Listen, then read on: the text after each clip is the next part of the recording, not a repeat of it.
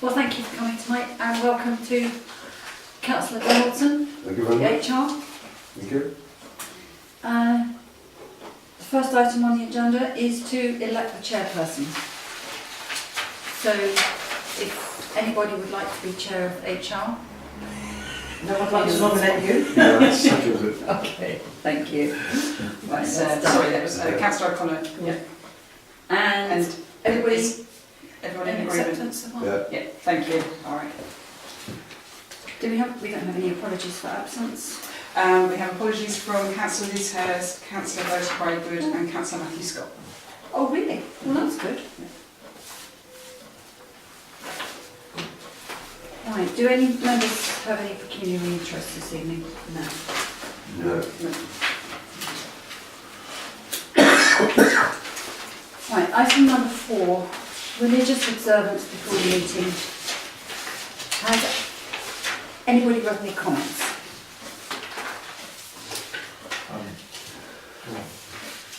Councillor O'Connor? Yes, I don't think it's something that we need to have before meetings. It's not held anywhere else on any other public meetings, you know, either at schools or meetings that I attend within my working environment. I don't feel it's something that's appropriate, particularly if it's of a certain religion. So it wouldn't be appropriate. Yeah, I agree with that. You know, it would be the only non-secular council that I've ever heard of. And also there is, you know, where the equal opportunities policy, you know, we're going to have a Lord's Prayer and then have a recital from the Quran and then a bit of Hindu and where it also in the legislation it says, you know, philosophical beliefs.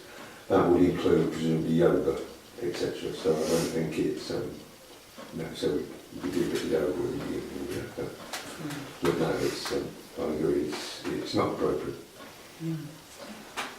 I agree. I don't think it would be really appropriate. I mean, I think if people wish to pray for the work of the council, that's fine. But I don't think we need to start meetings in open prayer in the way suggested, even though it seems to be legal and they do it in Parliament. I'm happy for us.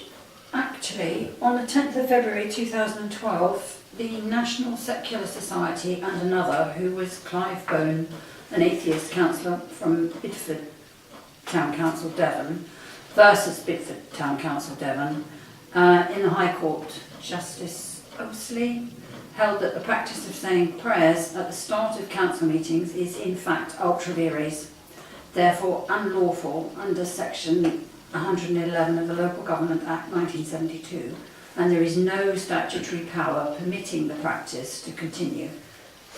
There is a loophole in that the statutory power doesn't start until the meeting does, therefore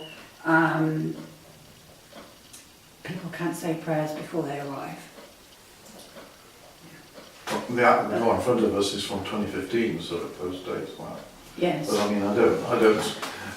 Even if we have the ability to open prayer, I think we should maintain our present custom. Well, if we have faith, it should be with us all the time. So. Yes, exactly. I think our religious beliefs are our own business, and we shouldn't foster ours on other people, and other people shouldn't foster theirs. Yeah, we should need to to us. And also, I think it could be detrimental for anybody who didn't believe in particular belief that, you know, the religion, if we miss somebody out inadvertently or whatever, I think it would be absolutely horrendous.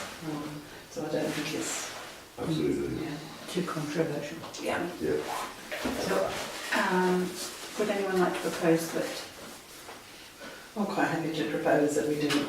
I'll second. Thank you. Everybody in favour? Thank Can I turn this radiator off? Is it on? There's a radiator, this is boiling hot. Agenda Air coming out of here. Yes, the switch behind you on the... Oh. Yeah. Item number 5 is communication.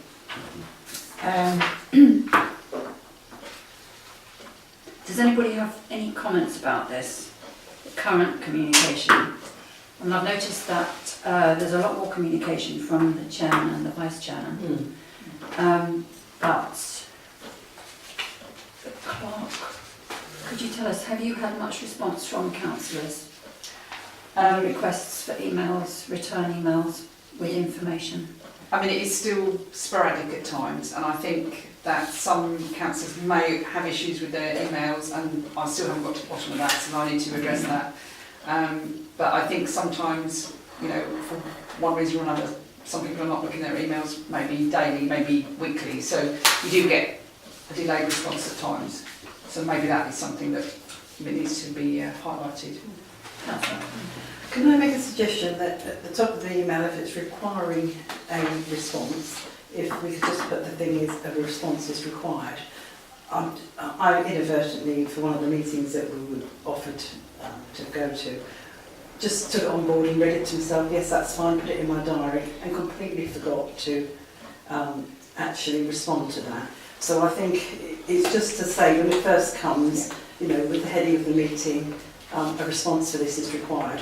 Just might remind us that we do need to respond to that particular email. Is that something you can do easily? Yes, it is, yeah.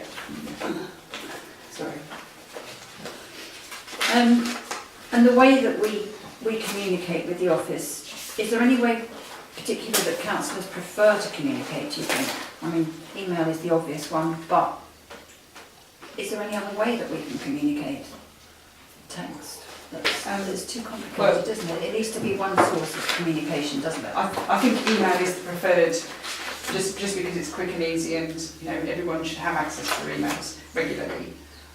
You know, visiting the office is then tying up officers' time, so I think that's, you know, only if really necessary.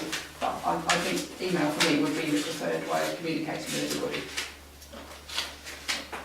I mean, an email has the advantage of a trail, and therefore you can look back and think, oh, did so-and-so say they were coming, or whatever the response was. So rather than something that somebody's popped in and you've forgotten to write it down, or a piece of paper's got lost. So I think that probably is a good form of communication. As much as I don't like having hundreds of emails, I think it is a good practice. Councillor Donaldson? Yeah, I think that from a sort of general point of view, in terms of the councillors communicating in relation to each other, when we actually had our first unofficial informal meeting, I think the councillors sort of got to know each other, sparked off of each other. It was a very positive evening. Had several cups of tea and so on and so forth. And I think a repeat of that process, that kind of networking, brainstorming, sparking off of each other, and also team building for the council was a very positive thing, and would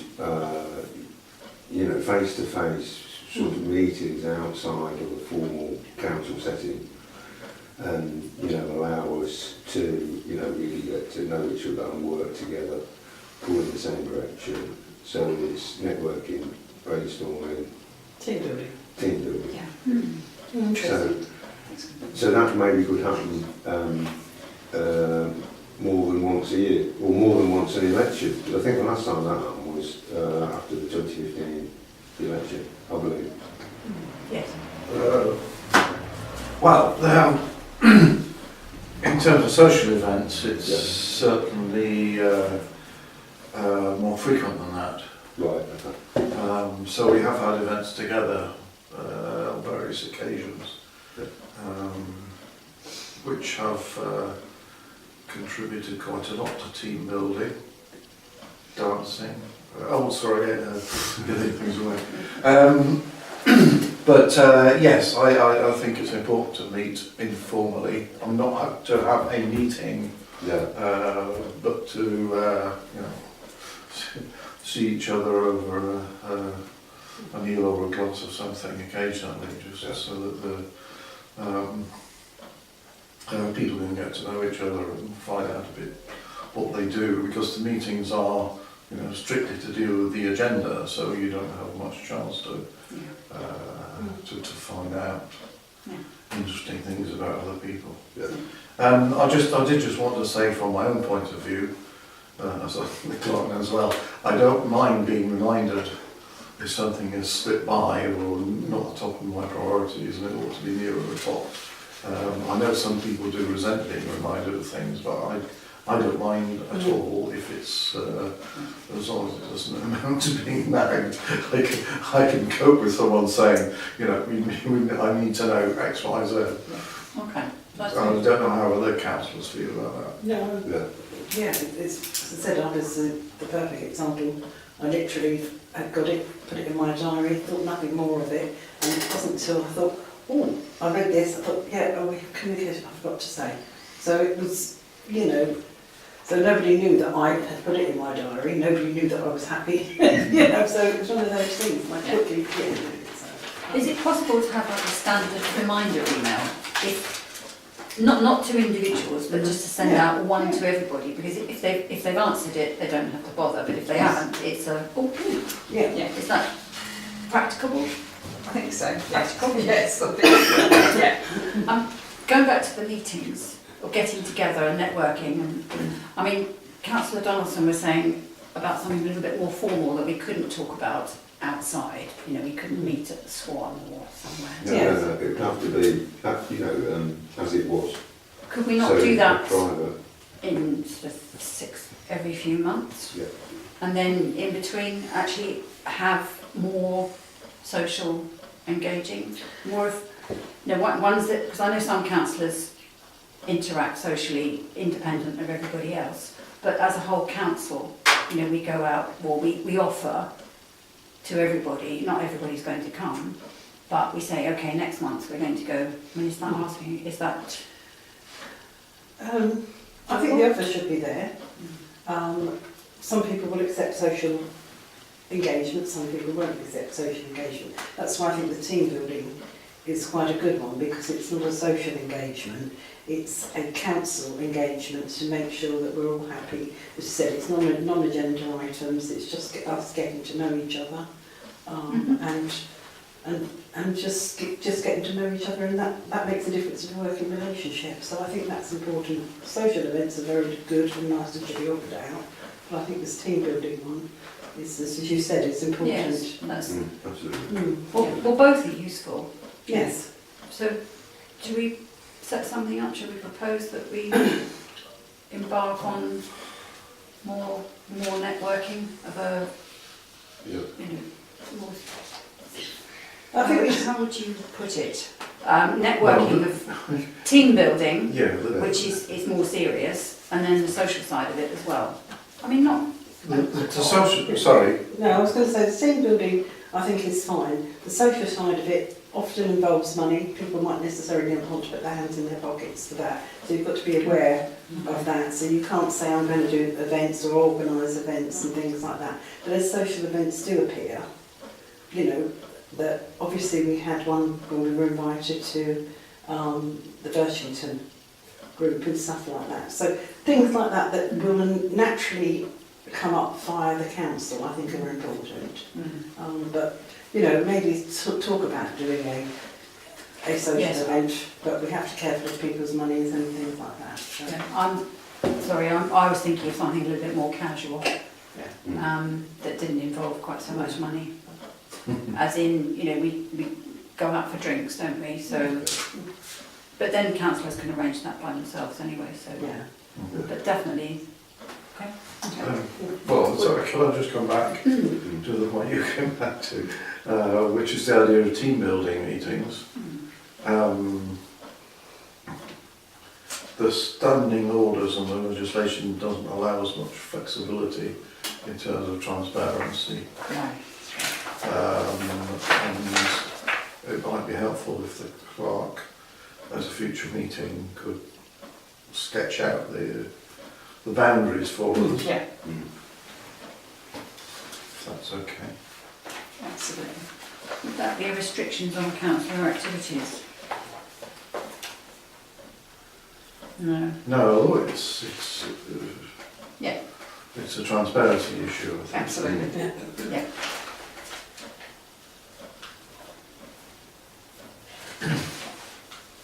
So this isn't something that we can pursue. No, I would. Oh, put that. it's certainly something we pursue, but we Yes. have to find out what's Absolutely. allowed and what isn't.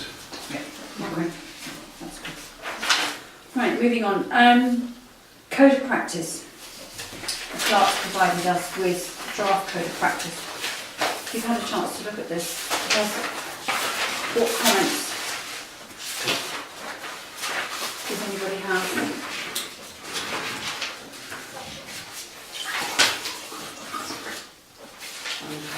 I wondered if we should say what statutory duties define them.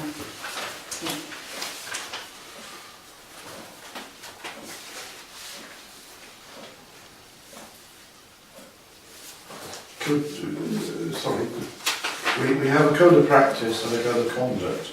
I'm not quite sure what the purpose of each is. So with the code of practice, the idea is it defines each role, because I think, certainly since my experience since I've been here, people are still very much puzzled about the role of the clerk, the role of the responsible financial officer, the role of the councillor. You know, the council is the corporate body, so I thought it would really, and the role of the chairperson, it would be really helpful to have that actually outlined, and all the legislative examples, you know, what it links to. I think it's quite helpful. Yes, other Because- councils do it. Yes, and I just thought then you've got the foundations, people actually have a greater understanding of the individual roles. I mean, here we've got, this one has an acceptable behaviour protocol, Oh, yeah. as well as the code of conduct, members' code of conduct here, and then acceptable behaviour, which is a little bit more, where it's more personal, isn't it? Yeah.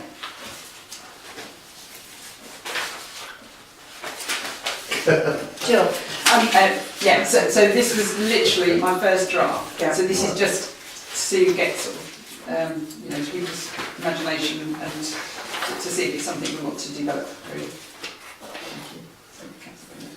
Councillor Kennington, sorry. So I don't know if we want to get down to detailed comments, but in the first paragraph, it refers to an annual meeting which the electorate have a right to attend. I assume it's all residents. Yeah, so that's just to demonstrate that's one of our duties. That's why that's there, yeah. There was an intervention at our last town meeting by a certain gentleman who wished to underline that he didn't live in the town but wished to attend. Yes, for future reference, I'll be amending that to residents, not electors. Just Councillor Donaldson. Yeah, so on both of these documents, on the draft, this code of practice and also the council's code of conduct, I mean, is there not just sort of now standard codes of practice and standard code of conduct? So as opposed to reinventing the wheel, you know, recreating this document, that we just decide to adopt the now code of conduct, which will of course, you know, comply fully with the law and, you know, legal requirements and so on and so forth. And of course, as well, be very good and very broad. So if we miss something out on here that we might rely on in the future, you know, we might think, well, you know, we should have kind of used the fuller version. Yeah. So it's not to reinvent the wheel, but to just adopt the now code of practice and the now code of conduct. Okay. Yeah, there certainly is a now code of conduct, which is basically what this, which is basically what this is. And what councils tend to do is just then personalise it a little bit. So you like you say, you keep the bulk of it because it's all legally compliant. Yeah. But there are little sections where you might think, well, actually want to add in, you know, and a subsection there. Right. So that's what they tend to do. With the code of practice, there isn't a model. There isn't a model. And it was purely because I knew that since I've been here, there have been occasions where people are saying, I don't really understand a role as a councillor, what, you know, what are my responsibilities, what, you know, so I just thought that'd be really quite good information for everybody. Yes, I think experience has taught us that we need the two. Right, And it's not unusual for other councils to have the two, because the members, the code of conduct is the standard Yeah. that follows the local government code of conduct based on known principles. Yeah. But the other one is more about behaviour, individual council's behaviour, Right. Which is the which has become code necessary. of practice. The code of Yes. practice is the body, Yeah. it's a judge basically, Right. isn't it? Yes, acceptable behaviour. It gives it just a little bit more personal detail. Yes, and I think we do need to have it. I mean, little things like, just remind yourself that gifts and hospitality can, class as being punitive interest. Right, which is in the code of conduct. Yes, yeah. Whereas you might necessarily not think about that, and it's construed. So I think it's nice to have these smaller ones that are more bullet point, Yes. rather than a great big folder sometimes. But there's, it just makes it slightly easier to read, doesn't it, the bullet points, So are we happy to adopt a code of practice? Yeah. Yes. Would someone like to propose that? Councillor O'Connor? Yeah, yes, I'm happy. Seconded by Councillor Pennington. Thank you. And then, Yes, sorry. yes, do we all agree? Yeah. Yeah, Councillor thank you. Johnson? So that is resolved to recommend that to council. Yeah. Yeah. In the meantime, do you want to tweak that with me? Or you? I think we deleted. No, I was just, no, all right, I can ask you after. Okay, thank you. Look at that. Okay. Thank you. Item number 7, code of conduct and the social media policy.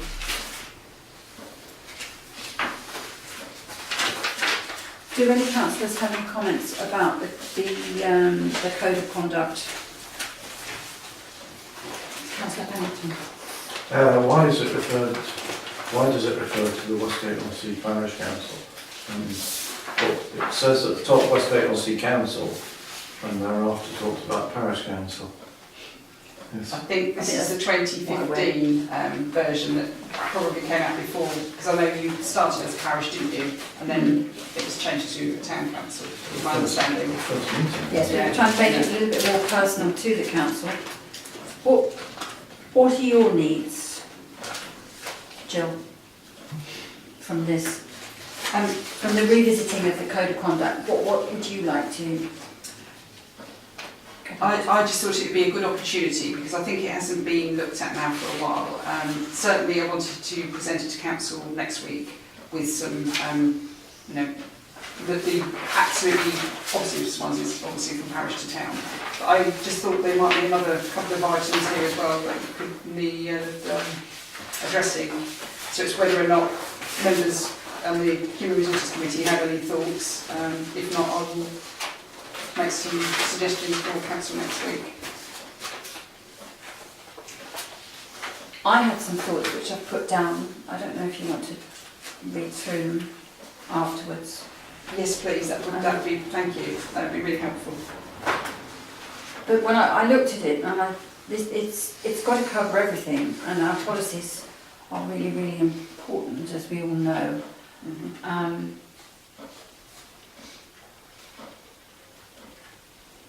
Yeah, so there'll be, yes, have a Thank look you. and get back to me. Thank you. If anyone wants to look, this is one of the original copies that I did. Okay.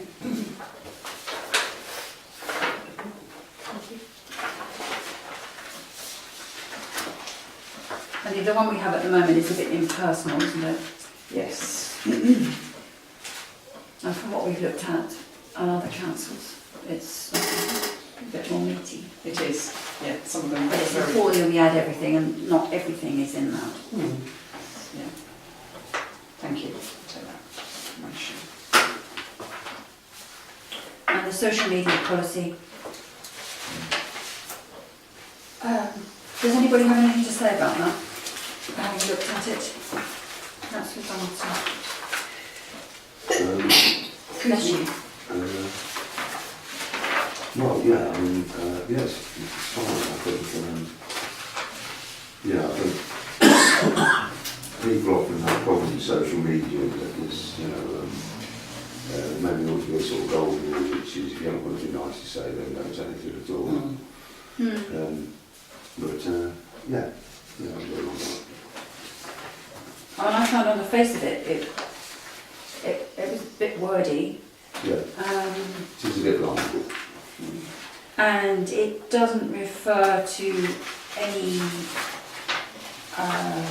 statutory legislation. And it's quite colloquial. Again, I put some notes together on it. Thank you.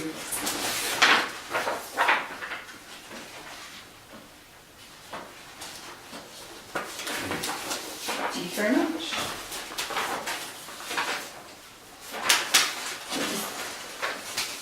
Any other council any comments? Anything that struck you about it? Social media policy? I think it's useful to be reminded of some issues. And I mean, obviously there's a lot of overlap between some of these documents, but I mean, I think the code of conduct itself has the merit of being very clear, reminding people of limits, like, you know, cash limits and so on. So I think it's good to put these documents forward. It struck me reading it and thinking about the way the council's progressing is that we need to be really tight with a social media policy. Yeah, I mean, I like the definition of this, of it to explain to people, but I think we just do need to reiterate that it is, once it's on there, it's on there. Oh, I see.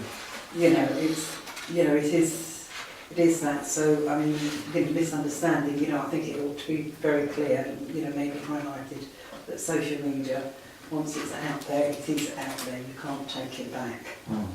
So, read it twice before you post it. Yes, necessary. Thank you. Any other comments?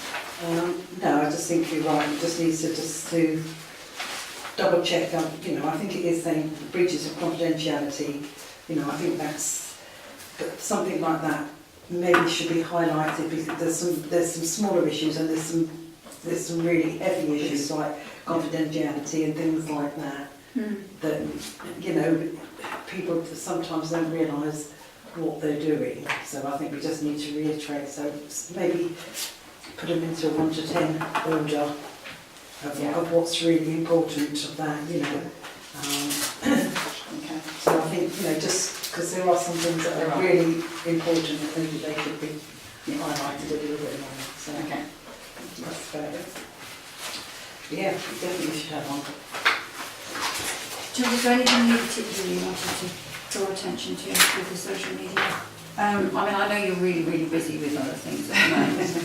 Yeah, no, there wasn't anything in particular. I just wanted members on this committee to have cited that before I take it to council. So, and thank you for any feedback; it is appreciated. So, thank you. Right. Item number 8, the training budget and proposal for health planning course. Can I just say that Councillor Hannah Scott is away on the 14th to the 20th of July. And is it an option to have the training in September? I can certainly request that from Cal. And would it be an idea to ask Mr Frost his available dates and work around him and Councillor Scott? Yes. What I need to do is approach Clive at Cal because he actually liaises with Mr Frost. So that would all be done through Cal. Oh, Yeah. great. Oh, that's fine.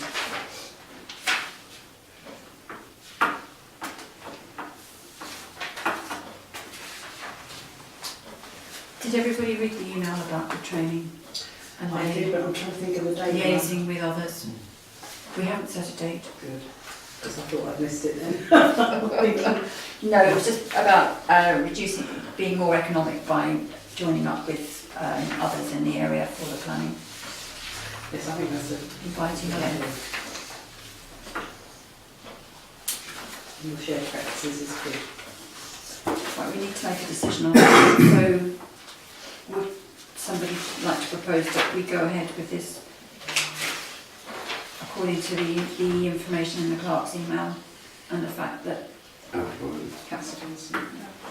seconded, Second. Councillor Pennington, Thank you. thank you. Sorry, yeah, thank you. Oh, sorry, did you have something else to say? No, sorry. Item number 9, work experience placements at the town council. I'm sorry, just going back one, I think I'm due a how to be a dynamic councillor course. Yes. Um, Have you just signed up for that? sorry? Have you just signed up for that here and now? Yeah, Yes. so Great. I'll liaise with Jill on that. Yeah, good. Thank you. I was really worried because you hadn't. Yeah, Oh, thank you. okay. Thank you. Yes, I've got here why a councillor is not attending the new councillor training. It's really good and interactive and necessary. Well, David and I can be the dynamic duo when I've done dynamic councillor course. Excellent, really good. Thank you.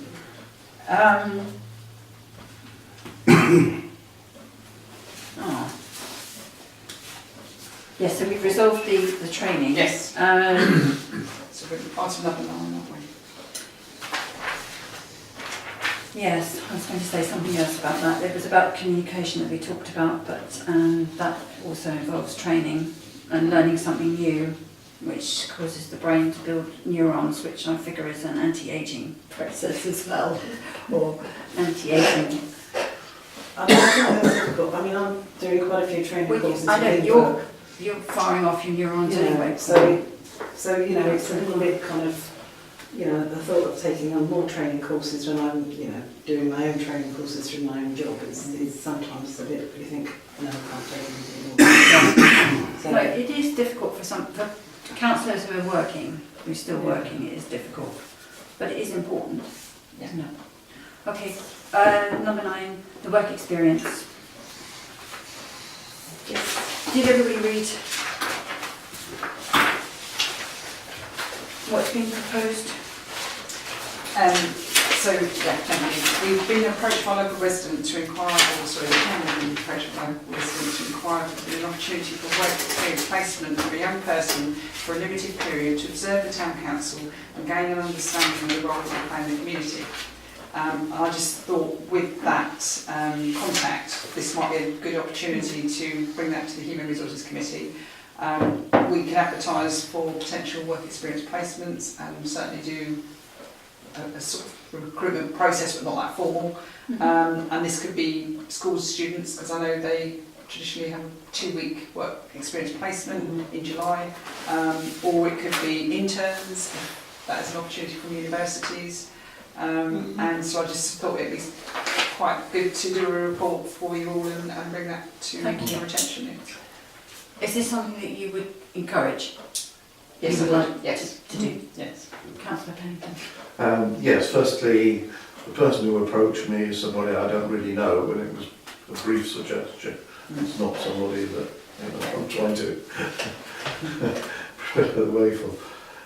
Secondly, I think it would be good in terms of the council's relations and in particular relations with school and youngsters. I always valued this kind of experience when many years ago I was around that age, and you know, I think in general it's worthwhile. As a dream for the future, I would really like if we get to have a Westgate Business Forum, that we do have a system whereby local companies, you know, and as a group can go and talk to schools and say what they could offer, so that kids going through school in Westgate do have a link with local businesses and can find easily ways of progressing their careers. And the town council could also do that. Yes, yeah, of course. So I think it's a good idea to do that. Anything that people want to learn, it's a minefield. People think it's sitting in an office, but it's not quite that. So yes, it'd be interesting. As long as it's not too much work for you, Jill, because it is obviously we've got to do the reports back and everything else like that for schools. Well, that's what I was concerned about, but then I thought maybe they could go out with the operatives for...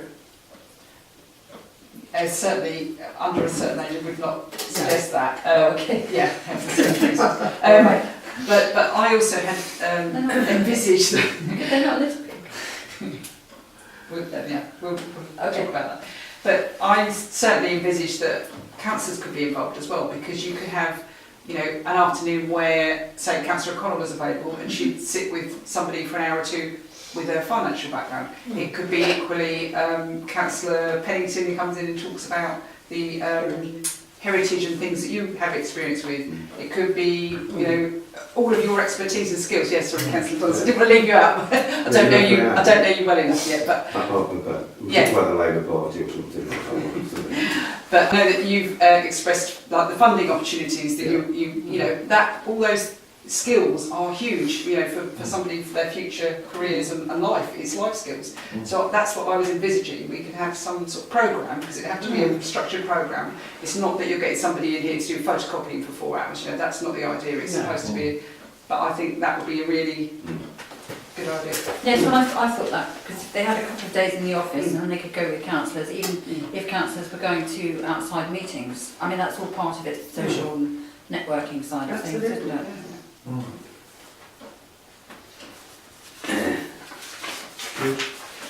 That's good. Right, I've now lost my agenda. So it's to resolve to agree in principle that you permit work experience placements in the short term. Yes, yeah, that's very Connor, Councillor Pennington. Thank you. Proposal.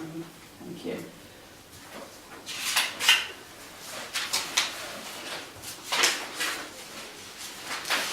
And item number 10, statement of particulars for the 2 part-time office roles for which we are advertised and interviewing.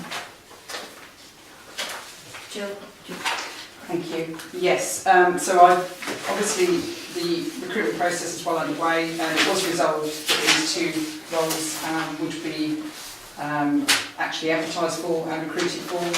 And what's happened, we had 1 member of staff that's on maternity leave that's not returning. We've got 1 temporary member of staff, so the temporary member of staff has been invited to apply as per our recruitment policy, and the role's been split into 2 defined parts. So we've got a finance assistant and a project assistant.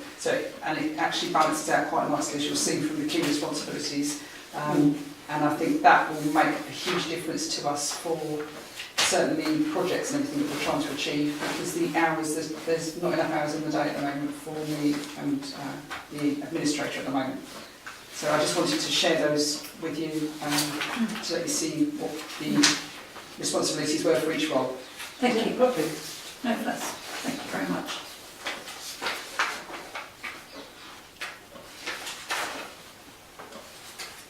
Yes, because they're quite two quite different roles, aren't they? Yeah. Right, we now have to pass a resolution to exclude the public and press from the meeting. We need to discuss confidential items. Councillor Pennington. Councillor O'Connor. Thank you. Thank you. All in favour?